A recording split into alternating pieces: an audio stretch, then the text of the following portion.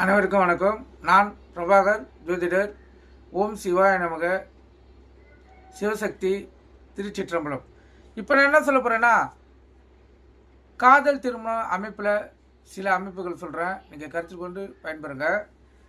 இப்போ ரிஷபம், கடகம், சிம்மம், துலாம், மீனம் ஆகிய 5 ராசிகளும் ஒன்றுக்கொன்று சம்பந்தம் பெறும்போது அந்த ஜாதகருக்கு காதல் ஏற்படுறதுக்கு அதிக வாய்ப்பு ஏற்படும். கருத்தில் கொள்ளுங்க. இப்போ எடுத்துக்காட்டுக்கு பார்த்தீங்கன்னா, ரிஷபத்தில் ஒரு கிரகம் இருந்து 7ஆம் பார்வையாக இப்போ சிம்மத்தை பார்க்குதுன்னா அவங்களுக்கு அந்த காதல் ஏற்பட வாய்ப்பு ஏற்படும்.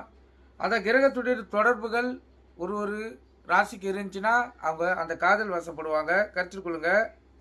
அதே போல் ரிஷபம், கடகம், சிம்மம், துலாம், மீனம் ஆகிய 5 ராசிகளில் சந்திரன், சுக்கிரன் இருந்தால் கணவன் மனைவி ஒருவருக்கொருவர் அதிகமான பாசமாக இருப்பாங்க. கருத்தில் கொள்ளுங்க.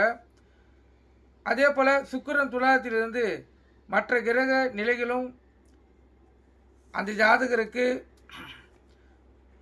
சூப்பராக கூடி வருமானால் அவங்க திருமணம் காதல் திருமணமாக அமையும். சூரியன் சிம்மத்தில் இருப்பினும் காதலில் அந்த ஜாதகர் கை தேர்ந்தராக இருப்பாங்க. இப்போ பார்த்தீங்கன்னா ஆதி காலத்தில் 8 விதமான திருமணங்கள் இருந்தன. அதில் ஒன்றுதான் காந்தர்வ விவாகம் என அழைக்கப்படுவது ஆதி காலத்தில். கருத்தில் கொள்ளுங்க. இந்த காலகட்டத்தில் அது காதல் திருமணமா என்று நம்மளால் அழைக்கப்படுகிறது. இது இந்த அமைப்பு காதல் ஏற்படுறதுக்கும் காதல் திருமணம் ஏற்படுறதுக்கும் கணவன் மனைவி அன்பும் அதிகமாக இருக்கிறதுக்கும் வாய்ப்புடைய ஒரு அமைப்பு.